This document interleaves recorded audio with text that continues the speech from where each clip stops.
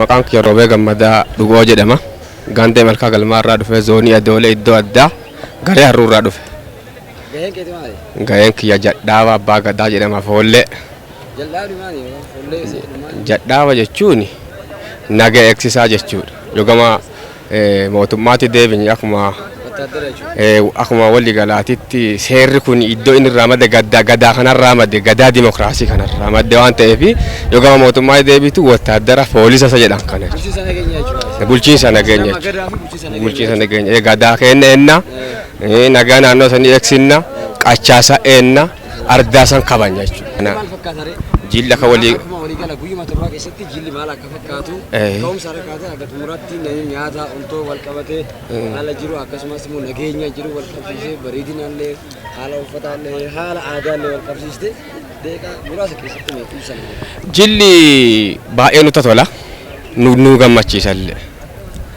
Maaf jila kana dursa jila kana waliin nuti amma guyyaa torbaan tana sa'aatii 20 halkanii guyyaa waliin nuti jila kana jilinneefi abbootiin teenna amma gadaa kanarraan ba'an jechuun agadhaatitti aadaa dhokataa kana lukaan jechuun kophee osoo hin kaatiin lukaan deema kunnoo eessaa ba'anii eessaa gujii guutuurra wal dachanii aadaa kana waggaa meeqa tura asiin baasane nulle immoo isaan kanarraa laallee hojii tana cimsinee hojjetaa ture jilli immoo as keessa jiru akkamitti bareedaa amaa isa jedhamu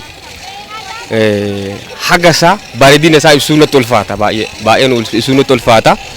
Kuni waan biraa jechuullee iddoo hanqinatti kennin osoo hin jiraatin hin cima hin bareeda akkuma isin dhaggaa gara fuula duraatiif akkaataa nuti itti yaadnu dargaggeeyyaa keenya kana jiran nageenya kanaaf jechuudha dargaggeeyyaa keenya kana jiran nageenya kanaaf kaanyee kana gadaa keenya ceesifata biyya teenya guddisa gujii callaa mootii Oromoo guutuu guddisa aadaa kanaan aadaa qorii hambaa goonee lafa keewwa haqannu kan addunyaa guutuu nurraa fakkeenya fudhatee nagaa keenya siree sa'aatii 24 inni akkanaan baane jilli nageenyi karaa mana nyaataatti wal qabatu qachaan kan wal qabatu kana hunda nageenya isaa eenne foolisa fiiteene nageenya isaa eenne guyyaa gammachuu guyyaa xumuraa kanarraan baanee xumurachuu keenya gammachuu guddaa nutti dhaga'ama gara fuula duraatiif cinsinee itti deenna kuwaa itti fufuu qabu waan nurrallee baratamuu qaba halle.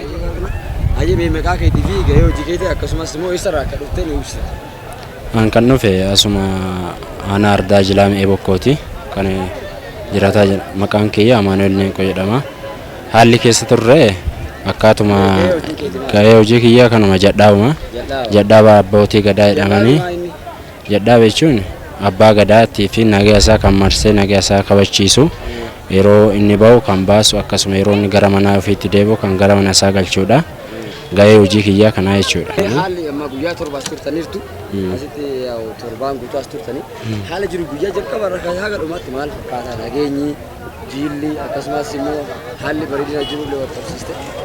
Haalli jiru yaa'u nagauma guyyaa jalqaba irraa kaanyee jal'aabni dargaggoon aanaa ardaa jilaamee bokkoo akkuma gandoota jiran hundarra dargaggoo 50 walitti qabee maqaa dargaggoo maqaa Jadhaabaatiin nu leenjisanii leenjii fudhanneen qachaa kana namni biraa waraanni odoon seenin waraanni mootummaa odoon seenin qaama dargaggoo yookaan Jadhaaba kanaatiin naannoo kana kabachiisaa keessummoota fageenya irraa dhufan hin seenne qachaa kana hin seenne hundi keenya wal tokkummaadhaan nagaa naannoo kanaa kabachiisaa keessummoota fageenya irraa dhufan uummattoota Oromoo kan iddoo fageenya irra jiran biyya alaaf keessaallee kan jiran kan dhufan deemnee miila keenyaan naannoo fageenya irra deemnee simachaa gara qachaa yaa'aatti fi abbootii gadaatti fida haala kanaan keessummeessaa turre jechuudha. As keessa nagaa naannoo kanaa kabachiisaa mana as qachaa kana keessa ta'e naannoo gabaa sanillee ta'e iddoo hundatti deemnee nagaa kabachiisaa turre jechuudha. Halkanii fi guyyaan sa'aatii 24 dhaabbanne jechuudha. Namni halkanillee guyyaallee ture jechuudha. Nu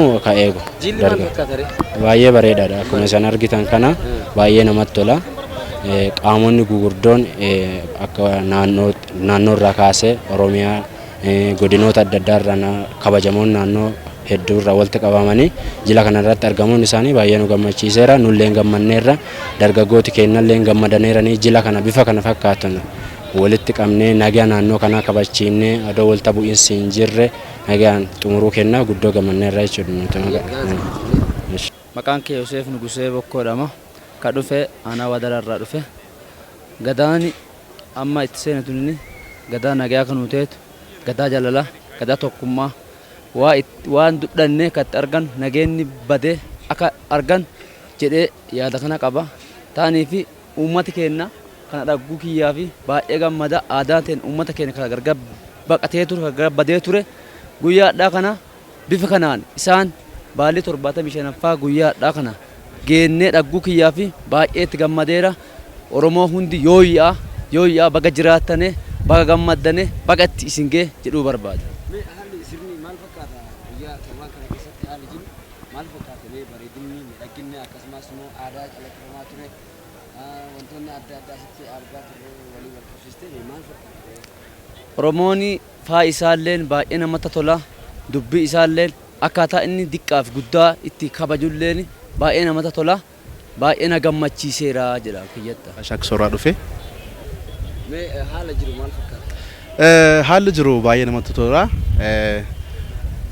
Baalliin Gujii eega jalqabee kun baalli yeroo marsaa 75ffaa amma gaggeessuu jiran kun amma xumurateen irraa ka'e kana jechuun waggoota 600 darbanitti baalli baay'ee karaa nagaatiin karaa tasgabbiitiin karaa baay'ee namatti toluuni wal harkaan fuudhinsa gaggeeffame kun amma baalli isa xumuraa amma xumurree kun keessa galu jirra baay'ee namatti tola baay'ee gaariidha yaada.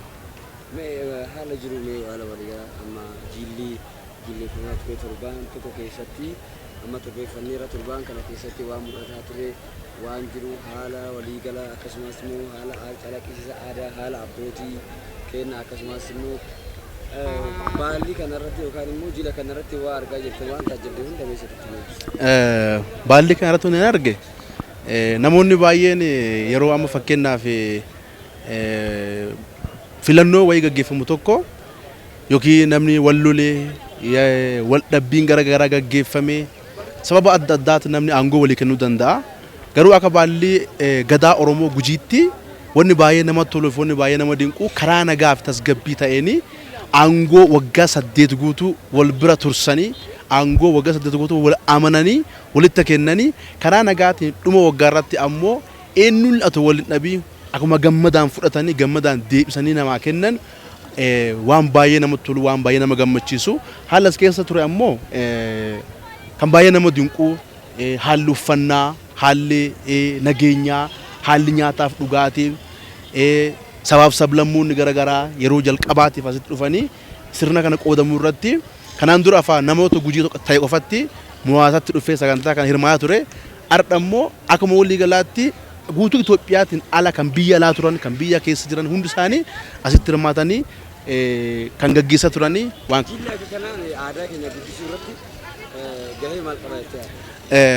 Aadaa keenya guddisuu irratti gahee inni qabu tokkoffaa saboota kanaan dura cunqurfamaa turanii fi saboota kanaan dura eenyu biratti beekamtii hin arganne har'a uummanni likka kanaa uummanni higana ge'u uummanni Gujii tokko kana uummanni higana ge'u bakka kanatti argamu isaanii bakka kanatti dhufanii aadaa fi qoodamanii aadaa fi beekanii deemuu isaanii gahee guddaa qabedha. Kanaan duuba ammoo miidiyaaleen garaagaraa walirraa sheer godhanii walirraa fudhatanii hin beeksisan waan ta'eef kanaan duuba sabni Gujii Oromoo ta'een biyyaa biyyatti hin beekama jedhee an abdii guddaan qaba akka kiyyaatti.